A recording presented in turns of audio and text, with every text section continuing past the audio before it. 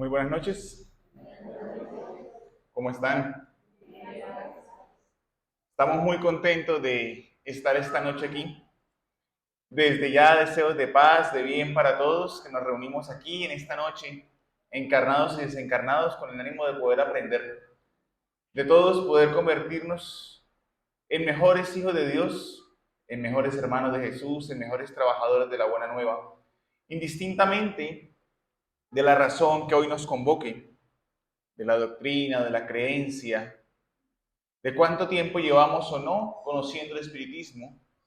Hoy todos nos encontramos aquí en nombre de Jesús, por Él y para Él, pues Dios es uno solo para todos y el amor de Jesús igualmente lo es para todos. La noche de hoy nos corresponde hablar acerca de una temática de gran importancia y lamentablemente poco valorada para muchas personas, que es el desarrollo del sentido moral.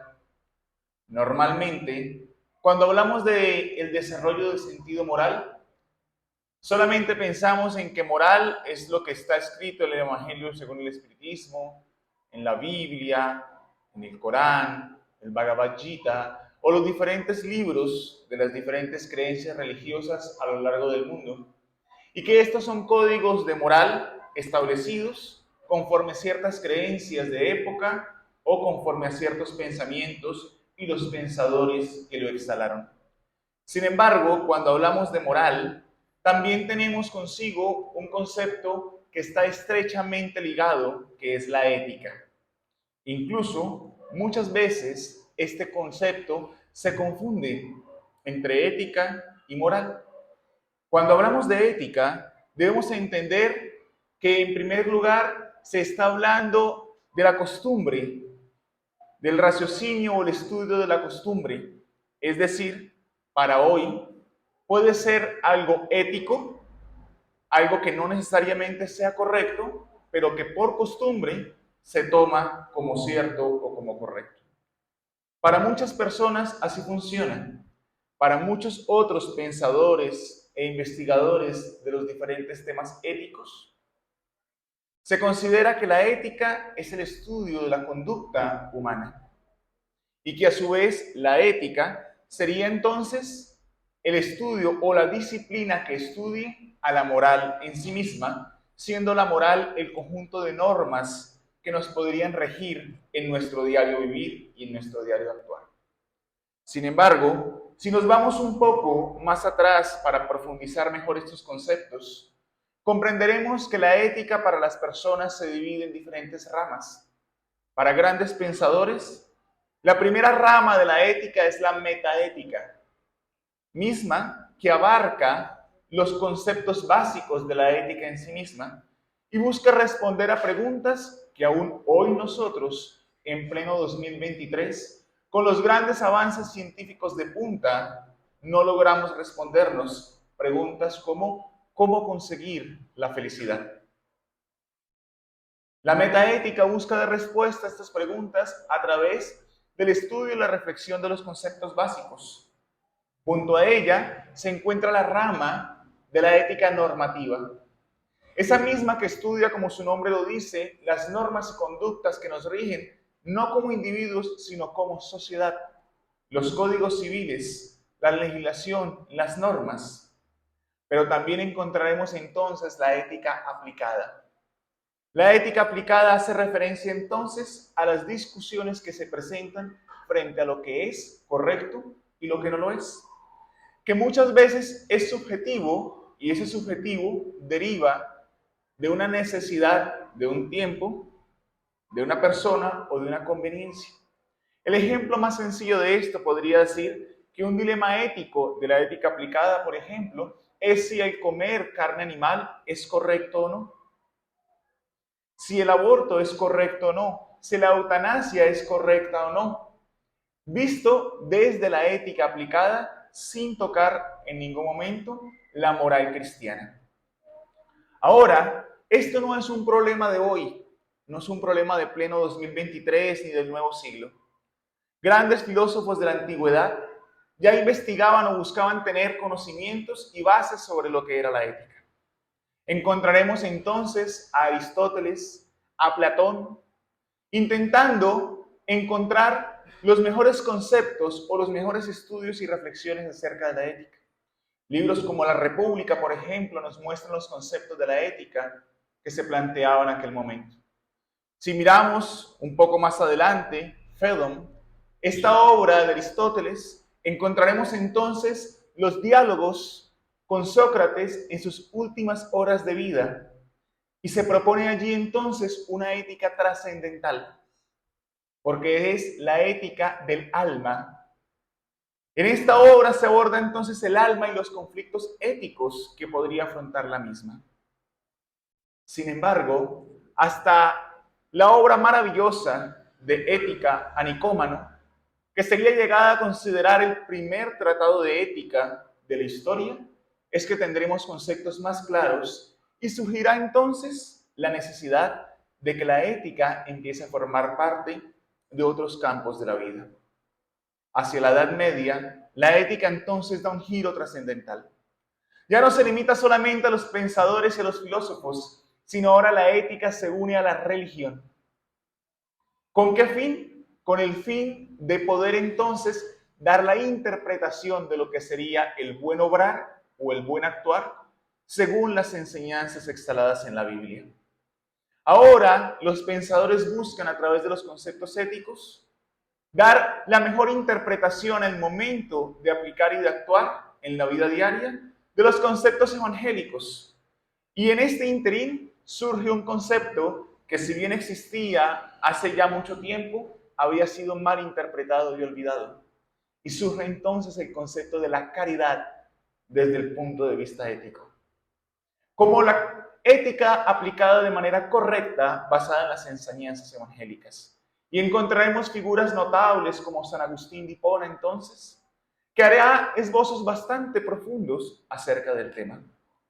Esto dará necesidad a que se comiencen a elaborar estructuras éticas a lo largo de la historia.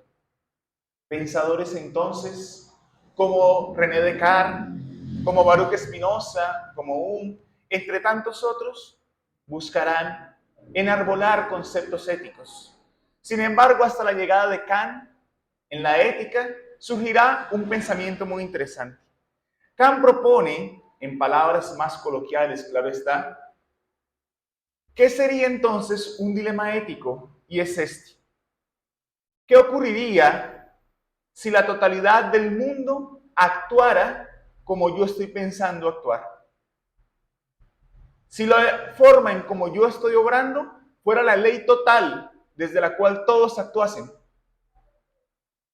Y cuando nos hacemos ese planteamiento traído a hoy, creo que la respuesta es bastante preocupante. ¿Qué pasaría si la humanidad absoluta, 8 billones de habitantes, actuáramos exactamente de la forma en como hoy actuamos, como actúa, por ejemplo, un político? O como actúa de pronto una persona de una moral dudosa. Y eso entonces nos hace entrar a los terrenos de la moral, queriendo comprender entonces que debería existir, según los pensamientos de Kant, una ley general, una norma de conducta, y nos hace entonces querer adentrarnos a comprender más lo que es la moral. Pero no la moral desde los conceptos solamente éticos, desde el estudio de nuestra vida y de nuestras conductas, sino la moral como ley universal. Y dado que Allan Kardec, el preclaro codificador de la doctrina espírita, interrogó a los espíritus en la cuestión 621 de esta obra magnífica, ¿cuál es el modelo y guía que Dios ha entregado a la humanidad para que les sirva de ejemplo? Y ellos respondieron: Jesús. No puede ser otra moral, la ley universal, que la moral de Cristo. Es por eso que desde el ítem 7 de la introducción de esta misma obra, el libro los espíritus colocan entonces la moral de los espíritus superiores se resume, como la de Cristo, en la máxima evangélica que recomienda actuar para con otros como quisiéramos que los otros actuasen para con nosotros mismos. Es decir, hacer el bien y no el mal, el hombre encuentra en este principio la regla universal de conducta, incluso para sus más insignificantes acciones. Lo cual equivale a decir que si Kant, con este planteamiento de una ley universal, tomara como base el pensamiento exhalado por Jesús de actuar haciendo a los demás lo que nos gustaría que nos hicieran a nosotros mismos, podríamos tener entonces por aceptada la propuesta de Kant una ley universal que nos rija en la forma o en la conducta y que no solamente está para los pensamientos o las acciones grandes, sino también para las más insignificantes. Vas por la calle, vas a cruzar a la derecha, colocas el direccional para que el de adelante te dé paso o el que está a tu lado. ¿Cómo te gustaría que él actuase? Que te diera paso. ¿Qué ocurre normalmente? No coloco el direccional porque lo alerto y va a acelerar más. Entonces más bien acelero yo más para poder pasar. ¿Sí o no? Me preocupa los que dijeron que sí. Ahí tenían que decir, no, colocamos el direccional. ¿Sí? Y todos sí, eso hacemos. En las cosas más insignificantes es donde debemos nosotros tener esto como regla de conducta. Por eso cuando hablamos del desarrollo del sentido moral, no podemos hablar de desarrollar un sentido que ni siquiera comprendemos de dónde surge. Ese desarrollo llega como finalidad de la comprensión y la interiorización de lo que es realmente la moral y su práctica en la vida diaria. Por eso, en la cuestión 629 del libro de los Espíritus, Kardec, en una pregunta contundente y maravillosa, interroga a los guías de la humanidad: ¿qué definición se puede dar entonces de moral? Ya vimos los planteamientos que hacía la ética, la filosofía a lo largo de la historia. Como en la Edad Media, la ética buscó unirse con la religión. Pero Kardec ahora interroga al grupo de espíritus de verdad acerca de esto y ellos dan una respuesta clara.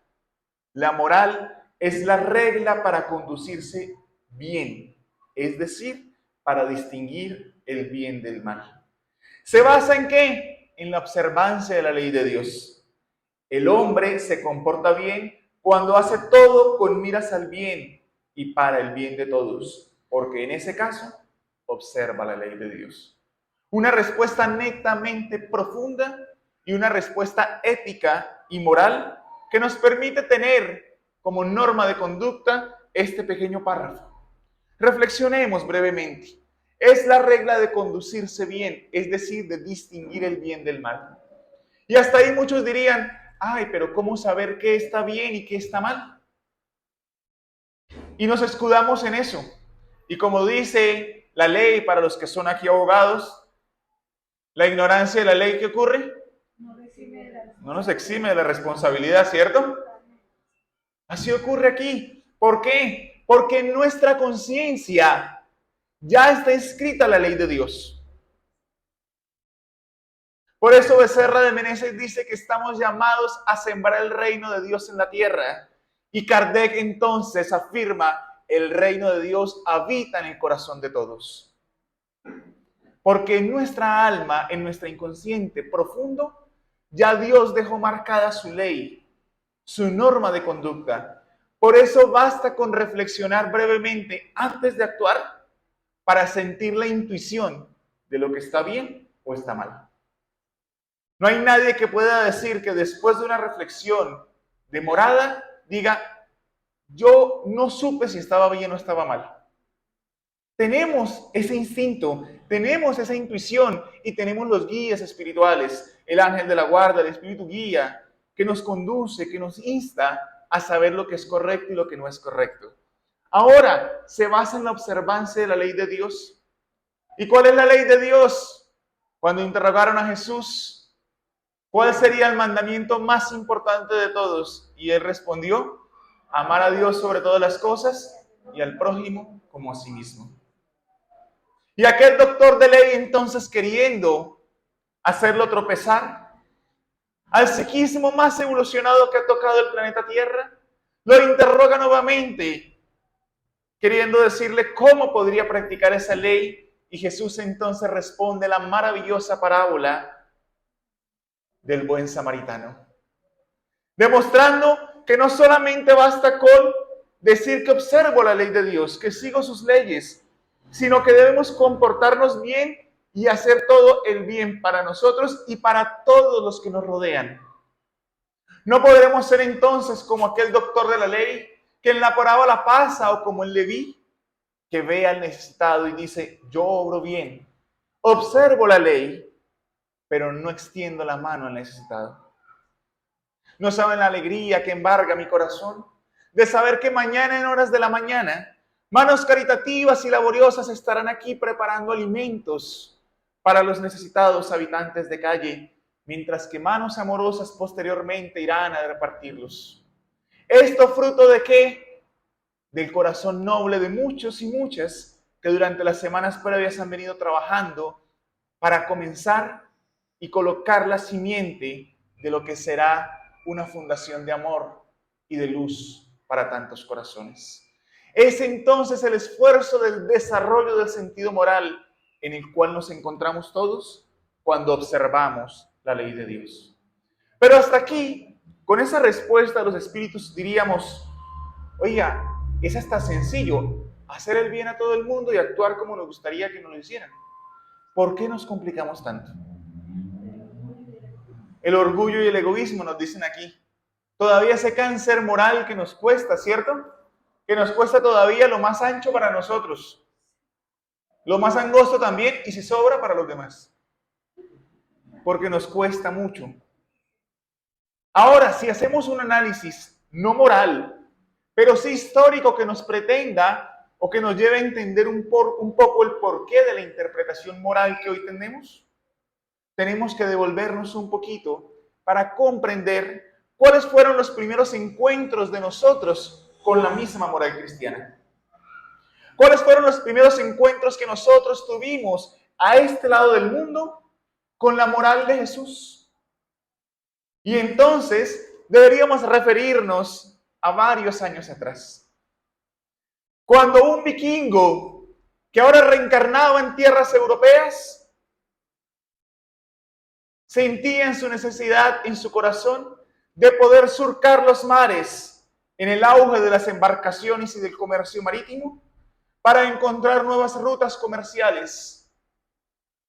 Y él, que ya había visitado las tierras americanas en una vida pasada cuando fuera vikingo hacia el norte de América, ahora reencarnado con eso en su inconsciente, salía en busca de las mejores rutas para las Indias, llegando a descubrir la tierra americana como lo hiciera Cristóbal Colón. Este notable espíritu, con el trabajo y la misión del descubrimiento a lo largo de sus existencias, primero como vikingo, posteriormente como descubridor de América, y posteriormente, cuando llegara a exhalar en una misión notable, este es un pequeño paso para el hombre, pero un gran paso para la humanidad al poner los pies en la luna por primera vez. Este ser que entonces traía consigo, no necesariamente a las almas más nobles de Europa, a las más evolucionadas en sus carabelas, sino traía personas de dudosa reputación, de una moral bastante conflictiva, de una ética muy devastadora, si se pudiera decir así, que llegaba a este lado del mundo y junto con él diferentes naciones y diferentes conquistadores arribaban a las playas americanas. Si comenzamos no en nuestra patria, sino un poquito más abajo, veremos entonces cómo los portugueses llegaban con el ánimo de querer descubrir, pero el ánimo profundo de colonizar lo que hoy conocemos como la patria de Brasil. Hombres bastante bárbaros o primitivos en su sentido moral, llegaban para entonces agredir a los indios, a los indígenas que allí habitaban, y poder, bajo el dominio y el miedo, apoderarse de los tesoros y de las tierras en las cuales ellos habitaban. Con la sed del dinero, con la sed del poder, acababan con incontables vidas. Pero ¿por qué hablamos de esto en la moral? Porque con ellos, en sus embarcaciones, venían también los primeros grupos de jesuitas que pisarían el continente americano, que venían con la misión de evangelizar, de traer la enseñanza de Cristo a los indígenas que no le conocían. Y los indígenas entonces presentaban un conflicto interno entre ver los colonizadores que abusaban y aquellos jesuitas que les decían que aquellos mismos que abusaban de ellos eran cristianos. ¿Comprendemos el conflicto moral que generaba para las personas? El jefe de la primera misión de los jesuitas en llegar a tierras americanas, que arribara en barcos portugueses a las tierras hoy brasileras, sería un espíritu notable, un espíritu maravilloso que realmente traía la misión de servir, de traer el mensaje de Jesús, José de Nóbrega, que llegaría entonces como líder de las misiones jesuitas a las Américas, de la primera misión, para venir a convertir y a bautizar a los indígenas a las enseñanzas de Jesús. Con él, hombres notables traían el deseo sincero de la moral de Jesús, viciado por el poder de la corona, pero que trataban de mantener lo más fiel y lo más firme posible. Un hombre que acompañara al notable José de Nóbrega sería entonces José de Anchieta. Al Manuel de Nóbrega, perdón, sería José de Anchieta. Juntos fundaron Sao Paulo, hoy que conocemos en Brasil.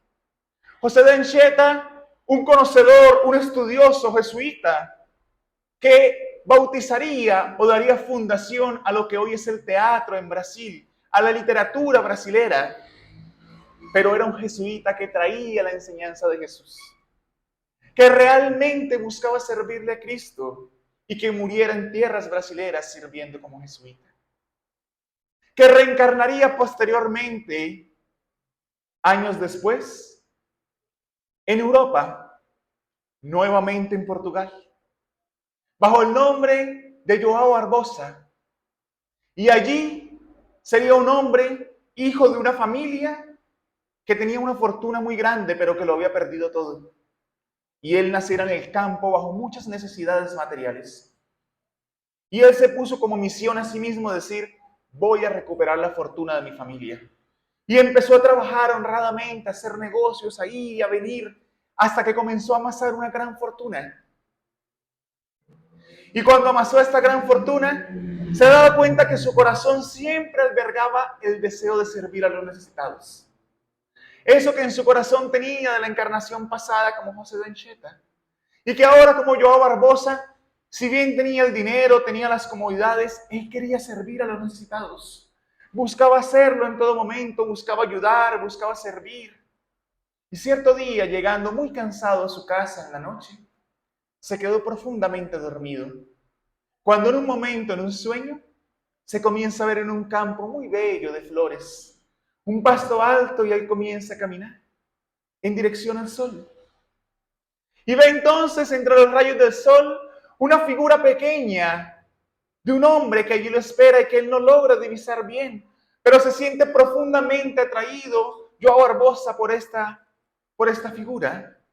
Y cuando se acerca, logra ver el hábito café oscuro en este hombre pequeñito, pero que brillaba como el sol, y al reconocerlo, cae de rodillas y dice, Francisco de Asís, ¿eres tú? Francisco lo mira y le dice, es momento de que sirvas nuevamente el Evangelio. Dice, pero yo tengo muchas riquezas, mucho dinero, ¿qué he de hacer con todo ello? Y Francisco le dice, el único tesoro que ahora has de atesorar será el Evangelio. Y comienza a hablarle demoradamente sobre la misión que tenía.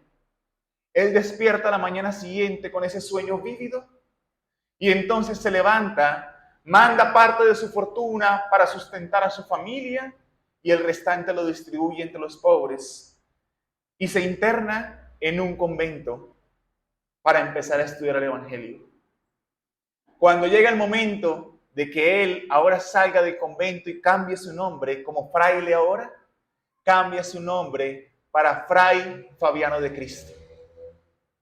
Y ahora, como Fray Fabiano de Cristo, retorna a Brasil nuevamente, en donde hubiese estado su existencia anterior, para ser el portero del convento de San Antonio.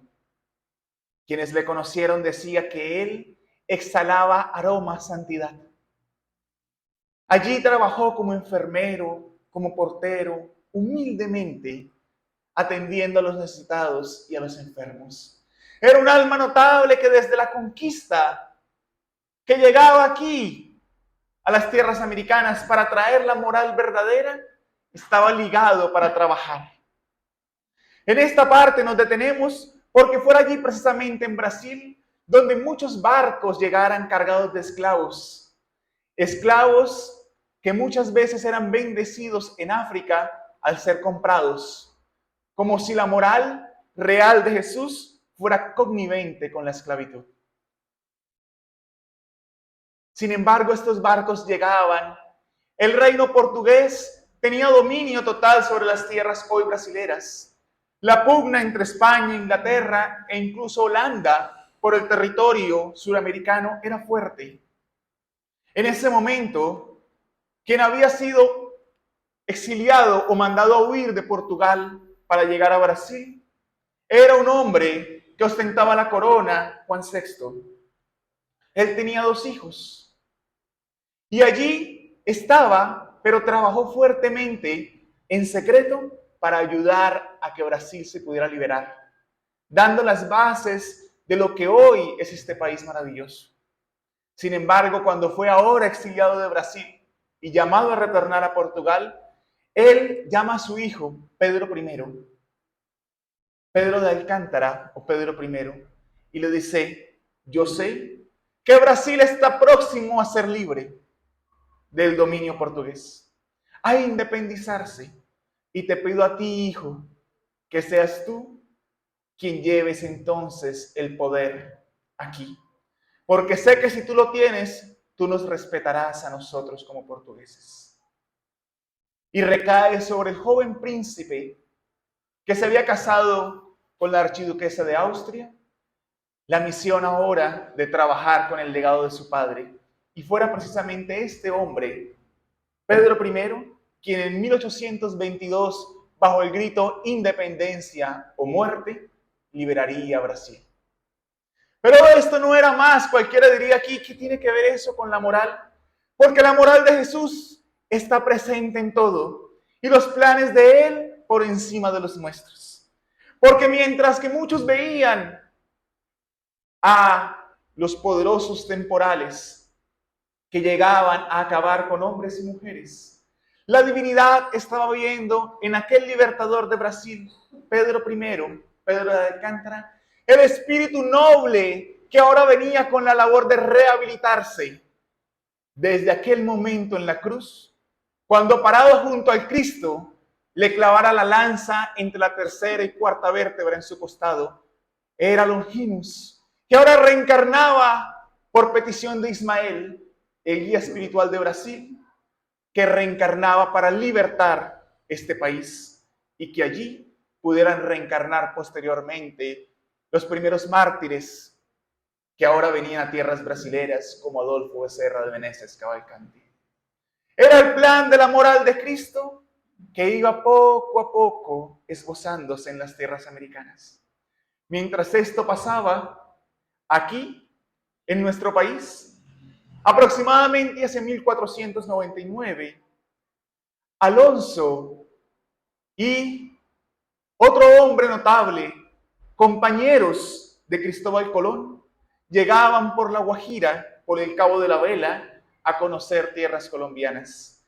Alonso de Ojeda y Américo Vespucio pisaban ahora lo que serían posteriormente las tierras colombianas, dadas su nombre en honor a Colón, que jamás pisó Colombia.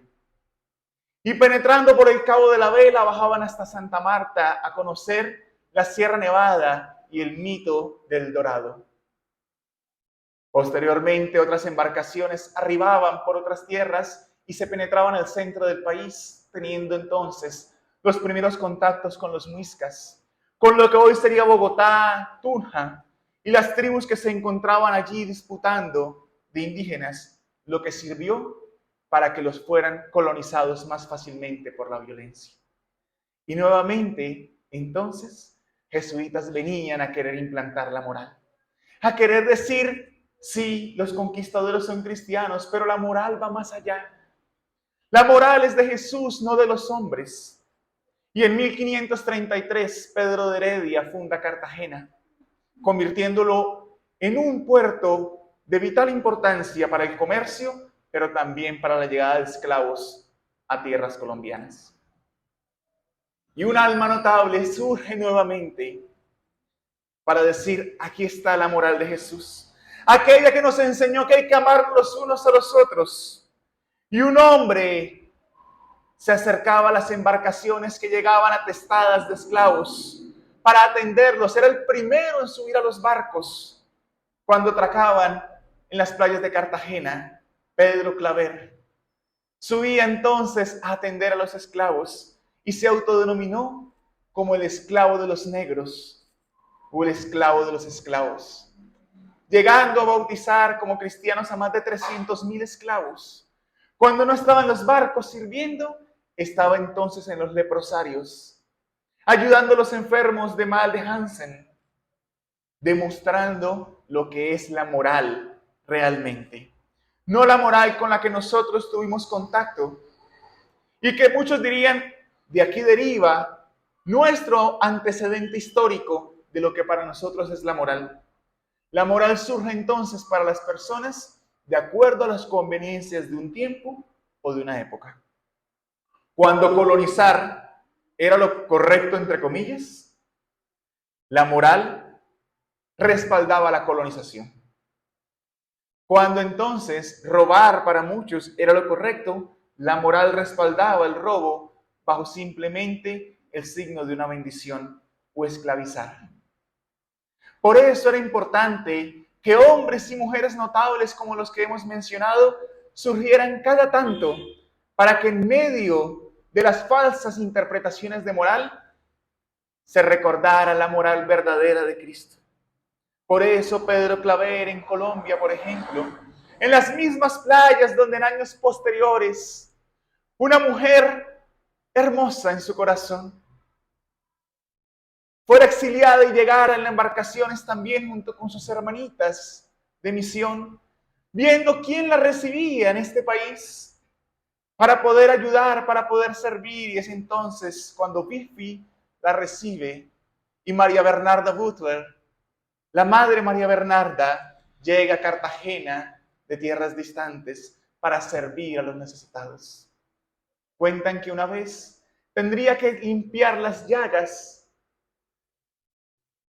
en materia, en pus, que salían del dedo de un hombre, y ella no teniendo con qué limpiarse porque las gasas se le habían acabado, oró a Jesús y cogió el dedo lleno de pus del hombre y lo introdujo en su boca y empezó ella misma a succionar el pus y a limpiarlo con su saliva para poder ayudar a este hombre con la infección.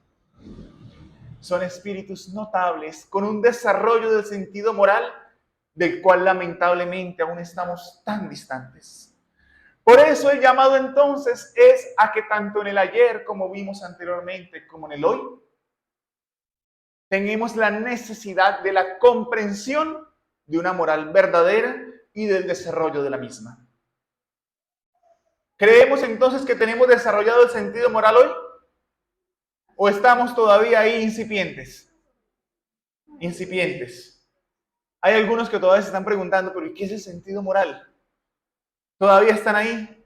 Por eso, Kardec, en la introducción número 2 del libro de los Espíritus, dice que todos los seres vivos tenemos el fluido vital, que nos permite tener la vida que hoy ostentamos, pero que dentro de los seres vivos que somos portadores del fluido vital, solamente uno de ellos tiene la inteligencia y el pensamiento para tener un sentido moral especial que le proporciona mayor superioridad. ¿Y quién es? Los seres humanos, el hombre. Por eso, Abajo, en el pie de página, Kardec coloca la definición del sentido moral. Pero uno habla con personas que leen el libro de los espíritus con la introducción y dicen, bueno, la introducción la paso. Pero luego comencemos desde la pregunta 1. ¿Lo demás para qué? Y leen la pregunta, la respuesta, pero jamás leen los pies de página. Jamás. Eso ya, yo ya entendí. Ya, primera leída y ya me quedó claro. Yo no sé cuántas veces he leído el libro del espíritu y cada vez que lo leo, digo, oiga, esto no lo había entendido, no lo había visto. Por eso en el pie de página de la introducción número 2 dice, el sens moral o el sentido moral en francés es la conciencia de la existencia de Dios y de una realidad espiritual, así como la idea del bien y la necesidad de llevarlo a práctica. Ahora, pregunto, ¿nosotros estamos seguros de la existencia de Dios? Sí, ¿cierto? ¿Estamos seguros de la realidad espiritual? ¿De la inmortalidad del alma? También. ¿De la idea del bien? Sí. ¿De la necesidad de practicarlo, aunque no lo practiquemos? Sí. A todos respondimos sí, ¿saben por qué? Porque tenemos la seguridad de eso, pero no la conciencia. Una cosa es tener la seguridad de que eso es así. Otra cosa es la conciencia para hacerlo. Y ahí es donde radica la diferencia. Yo estoy seguro que soy un ser inmortal. ¿Actúo como tal? No. Esa es la diferencia. Estoy seguro que hay que hacer el bien. ¿Hago el bien en todo momento, en toda circunstancia? No. Es decir, todavía nos falta desarrollarlo. No es que no lo tengamos. Debemos desarrollarlo. Pero sí llegamos muchas veces al centro espírita y decimos, yo vine aquí porque yo quiero que me expliquen exactamente qué es Dios, cuándo nació Dios, cómo Dios crea un espíritu, dónde puedo ver a Dios. Y queremos penetrar los misterios de Dios, ¿cierto? Pero no desarrollar el sentido moral. Por eso en la cuestión 11, cuando Kardec pregunta acerca de si nos es permitido comprender los misterios de Dios, los espíritus le responden, debido a la inferioridad de sus facultades, el hombre no puede comprender la naturaleza íntima de Dios. En la infancia de la humanidad suele confundirlo con la criatura, cuando decimos que Dios es igualito a nosotros, porque Dios nos hizo a su imagen y semejanza. Imaginamos a Dios así, con 2 brazos, 2 piernas, 2 ojos, e igual de guapo a nosotros, ¿cierto? Solemos confundirlo con la criatura, cuyas imperfecciones le atribuimos y decimos, esa es la venganza de Dios, la ira de Dios, porque Dios en su imperfección siente rabia. ¿Sí ven? La confusión, ¿qué parte de qué? De la falta de desarrollo del sentido moral. ¿Sí? Pero a medida que el sentido moral se desarrolla en él, su pensamiento penetra mejor en el fondo de las cosas y se forma una idea de Dios más justa y más conforme a la sana razón, aunque siempre incompleta. Por eso más adelante los espíritus dicen a Kardec, os recomendamos que no perdáis tiempo queriendo penetrar ya en todos los designios de Dios y más bien invertir ese tiempo en penetrar en vosotros mismos y dominar vuestras malas inclinaciones. Porque no es que no tengamos sentido moral, no es que veamos a alguien malo y digamos, es que ese no tiene sentido moral. No, todos tenemos sentido moral. El mismo libro de los espíritus es claro al decir que el sentido moral está presente en todos, en diversos grados, claro está, conforme a la evolución de cada quien, desde el más primitivo hasta el más angelical. Todos tenemos el sentido moral. Hoy precisamente le comentaba a mis hermanos acá, ahorita en el Evangelio, yo acabo de llegar de viaje hace unos momentos, y hoy que he estado viajando con las personas que iba viajando, íbamos teniendo una discusión un tanto espírita social, y decían, me hablaban acerca de una película que están proyectando en cine, ¿sí? ¿Cómo es que se llamaba? Los sonidos del silencio, o gritos de libertad, algo así. Y esta película habla de la prostitución infantil. Y me decían que incluso los cines se ganaron una demanda por proyectarla y que ha sido muy polémica porque descubre cosas que muchos no quieren que se descubran. Y que es una película, me decían las personas que la vieron, que lloraron prácticamente toda la película al ver lo triste de la realidad de la prostitución infantil. Aquí en Colombia y en Sudamérica, en Centroamérica. Y me decía una persona, por eso Johnny, cuando usted nos dice que estamos en los momentos de transición a un mundo mejor, a mí me cuesta creer. Porque ¿cómo es posible que estamos cambiando para un mundo mejor y todavía se ven aberraciones como estas? Y es una pregunta válida. Pero ¿qué decíamos? Es que no todos tienen el sentido moral igualmente desarrollado. Y así como reencarnan espíritus notables para ayudar en el proceso evolutivo, la misericordia de Dios también permite que reencarnen espíritus con el sentido moral todavía muy primitivo, como una oportunidad más de poder cambiar, de poder mejorar. Porque sin lugar a duda, estos espíritus que persisten en el mal habrán de cosechar las consecuencias del mal que hoy están sembrando. Dicen los espíritus, tienes la oportunidad hoy de sembrar, de hacer el bien. Pero si no lo haces, vendrán otros sembradores. Pero os garantizamos que no podréis cosechar la siembra de otro. Cada quien cosecha lo que siembra. Ellos cosecharán lo que están sembrando. Por eso los espíritus dicen en el libro de los espíritus, la sobreexcitación de los instintos materiales sofoca, por así decirlo, el sentido moral. Así como el desarrollo del sentido moral debilita poco a poco las facultades puramente animales. Como aquella historia que hemos repetido muchas veces del lobo blanco y el lobo negro que habitan en todos nosotros y que están en una pugna constante, le cuenta el abuelo al niño. Y el niño entonces asustado le dice, ¿quién es el lobo blanco y quién es el lobo negro? El lobo blanco es ese sentido moral, esas aspiraciones nobles. Y el lobo negro son todos esos instintos animales, esas pasiones, esos vicios que todavía nos dominan y viven en pugna constante en nuestro interior. Y el niño pregunta, abuelo, ¿y cuál de los dos lobos ganará? Ah, hijo, el que nosotros alimentemos. Ahora la pregunta es, ¿a cuál lobo dejaremos morir de hambre? ¿Al lobo negro o al lobo blanco? ¿Alimentamos diariamente con nuestros pensamientos el desarrollo de nuestro sentido moral? ¿O nos permitimos, aún en el pensamiento, las pasiones mórbidas que todavía nos tienen atados a la oscuridad y al pasado? Dice un espíritu que somos aves que transitamos de la oscuridad a la luz. Pero a algunos parece que todavía nos gusta volar en la oscuridad. Y como que nos asomamos a la luz y nos devolvemos a la oscuridad. Como que sí, como que no. Y todavía no nos decidimos a pasar a la claridad de Dios. Por eso, en la parte de caracteres de la perfección, ¿cómo vamos hasta acá? ¿Bien? En la parte de caracteres de la perfección, o mejor, caracteres del hombre de bien, la cuestión 918, justo antes de una cuestión que no quise tocar hoy, porque es parte del título de la próxima conferencia de nuestro invitado Julio Carballo el próximo sábado, cómo conocerse a sí mismo, en la cuestión 919 del libro de los Espíritus. Justo la cuestión antes, la 918, Kardec pregunta, ¿mediante qué signos se puede reconocer en un hombre el progreso real que debe elevar su espíritu en la jerarquía espírita? Es decir, dicho de otras palabras, ¿mediante qué signos se puede reconocer en alguien el desarrollo del sentido moral? Que ese sentido moral está más desarrollado. Y dicen ellos, el espíritu prueba su elevación cuando todos los actos de su vida corporal constituyen la práctica de la ley de Dios. ¿Cuáles? ¿Unos poquitos o todos? Todos. Y cuando comprende por anticipado la vida espiritual. Nos es tan fácil en las pequeñas cosas querer jugarle a Dios de una manera doble.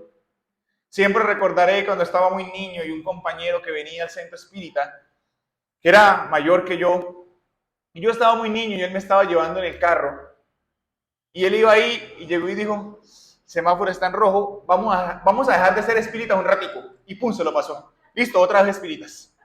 Yo estaba muy niño, pero a mí eso se me quedó grabado. Tendría yo, no sé, unos 12 años, quizá 10, 12 años, y aún recuerdo hoy eso, ¿sí? Y yo digo, ¿cómo nos es fácil decir mentalmente, vamos a dejar de ser espíritas un ratito? Y así es en todo. Nos gusta dejar de ser espíritas un ratico para poder justificar la falta de esfuerzo, Ahora, si eso no lo permitimos, llegamos a la casa, tenemos un inconveniente y nos es fácil decir, vamos a dejar de ser espíritas un ratico.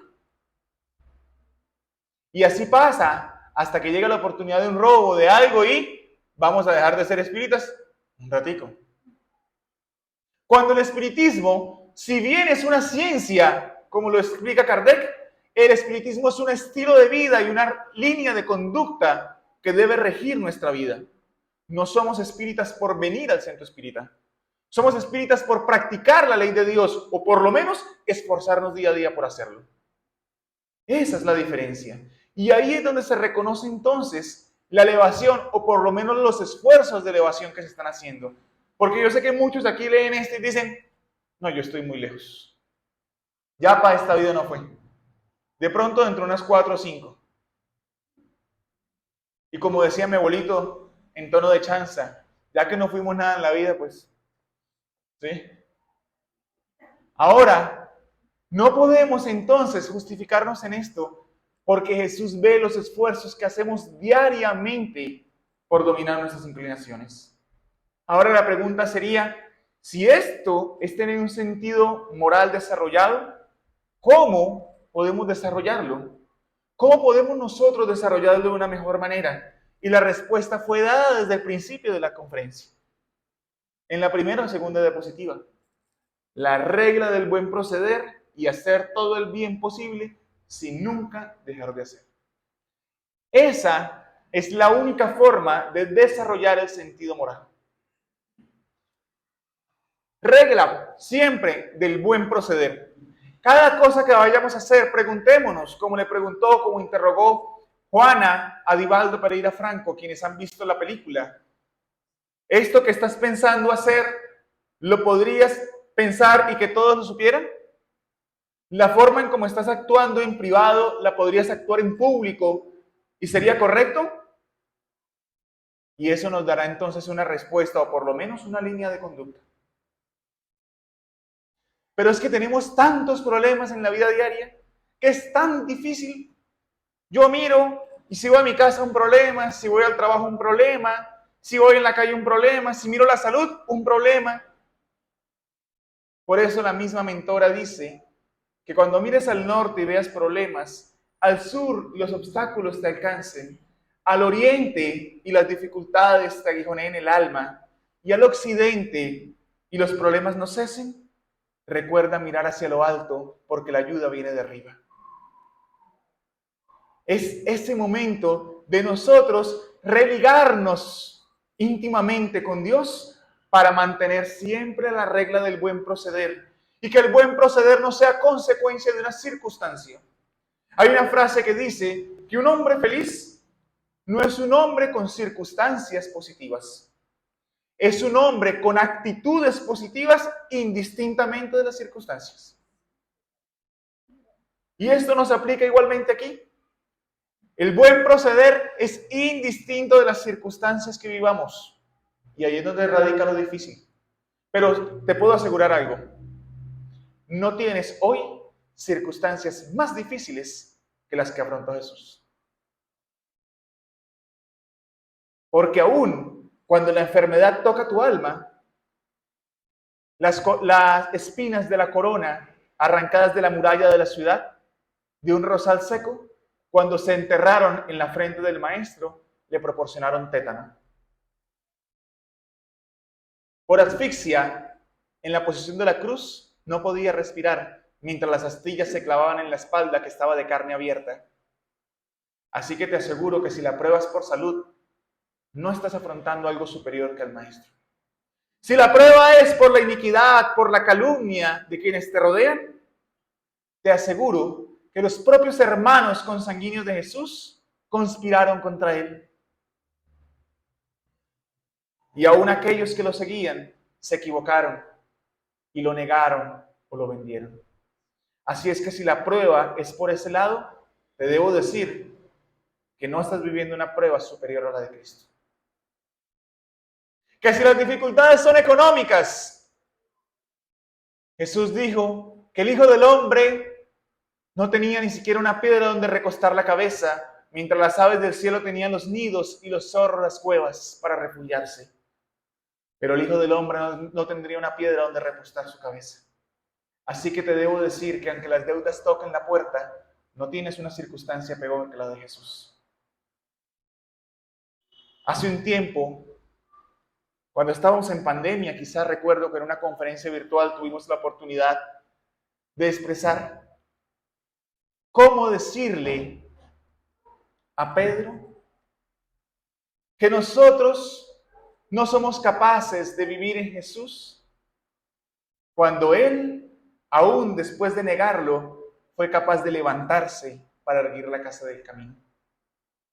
¿Cómo decirle a María de Magdala que no podemos pararnos de nuestros propios errores cuando ella, siendo una meretriz tan reconocida, dejó su vida de liviandad en el pasado para entregarse a Jesús? ¿Cómo podemos decirle a Esteban, el primer mártir del cristianismo, que muriera por órdenes de Saulo, que nosotros no somos capaces de dar testimonio cuando las piedras literalmente le arrancaron la vida del cuerpo físico? Y nosotros, las piedras que recibimos, si al caso, son morales.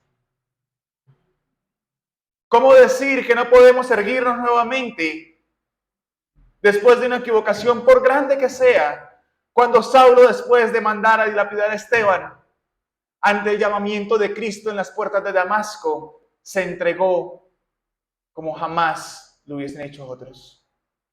¿Cómo podemos decirle entonces a Jesús que no podemos desarrollar nuestro sentido moral hoy a causa de lo que nos aflige? Que no podemos proceder bien a causa de las dificultades que tenemos, cuando Cristo no solo profetizó, sino que ejemplificó sus enseñanzas para decirnos que siempre se puede dar más. Por eso los espíritus dicen que la moral sin acciones es como la semilla sin fruto.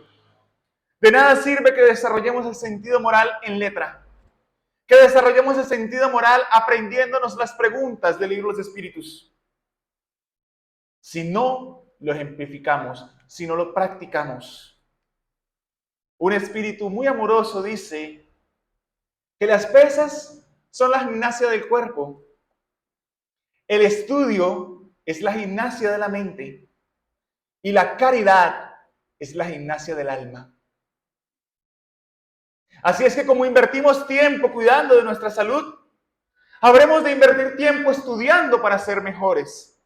Pero no debemos olvidar invertir horas en los hijos del Calvario que Jesús nos pidió que cuidásemos, cuando dijo que ninguna oveja se perdería del rebaño. Él pudo haberse quedado en el infinito y sin embargo escogió venir a guiarnos. Quiero cerrar con una anécdota que le compartí a unos compañeros en días pasados. Tengo la fortuna y el placer de poder compartir algo de las enseñanzas de Kardec a través de un canal virtual de un gran amigo, una vez a la semana durante el periodo de 1 hora. Y tengo la oportunidad de compartir con una comunidad bellísima en este espacio.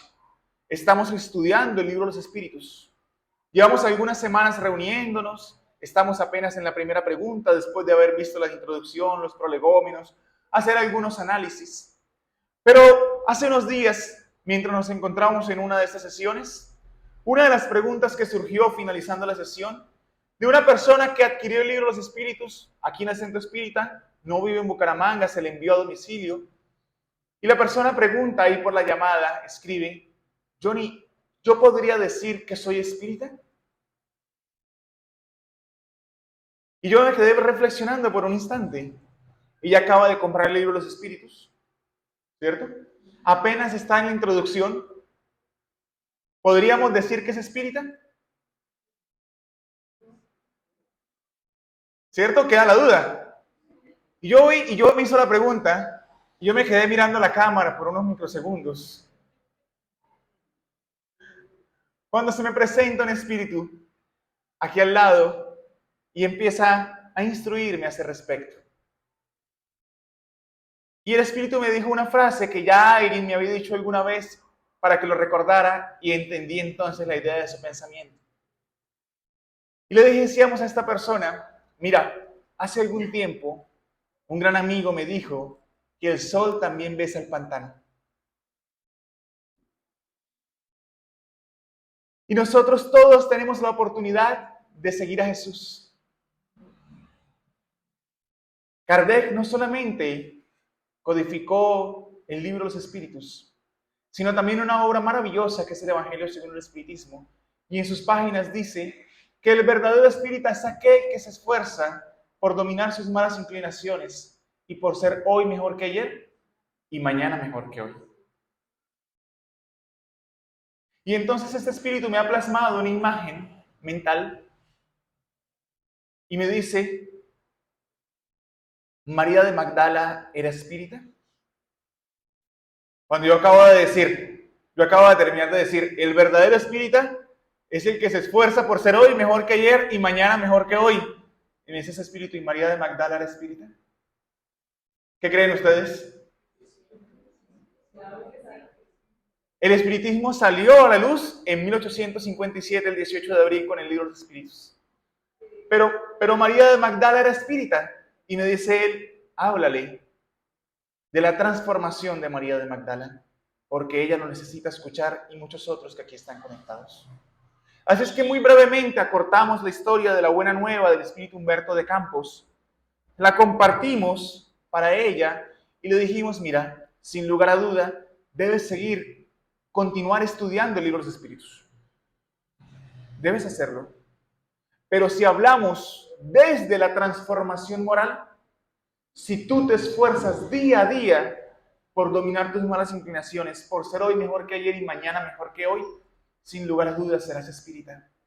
Y si ya lo haces, pues ya lo eres porque te estás esforzando, aunque apenas el conocimiento esté entrando en ti a través de la literatura, a través de Kardec. Por eso, esto es tan importante, ¿sí?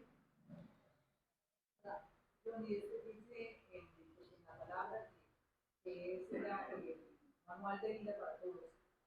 El Señor nunca vino a los sanos, vino a los enfermos. Así es. Más claro no puede ser. Así es. Nunca podemos cansarnos de hacer el bien. Nunca debemos de hacer el bien. Jamás debemos cansarnos de hacer el bien. Y si hoy tenemos la oportunidad de ser un poquito más sanos que otros, seamos médicos de aquellos. Porque sin lugar a duda, alguien es médico para nosotros que aún estemos tan enfermos del alma. Por eso Jesús dijo, amarnos los unos a los otros y amar a Dios sobre todas las cosas. Porque ese es el esfuerzo que nosotros debemos hacer, el de transformarnos moralmente, el de desarrollar el sentido moral y el de poder tener la conciencia tranquila de que servimos sin desfallecer, de que amamos sin medida y de que si hoy tenemos algún problema, ese problema sea el punto de transformación para una vida mejor. Por eso, si hoy sufres alguna discapacidad, alguna problemática, los espíritus dicen algo muy lindo, que dice, si hoy tienes alguna discapacidad, alguna incapacidad en tu vida, asegúrate de ser ciego, pero de ser ciego ante las ofensas que te hagan.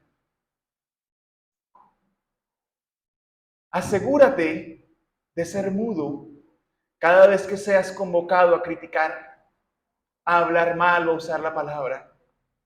Si has de afrontar una discapacidad, asegúrate de ser sordo ante aquellos que te van a vilipendiar y a herir por servir a Jesús.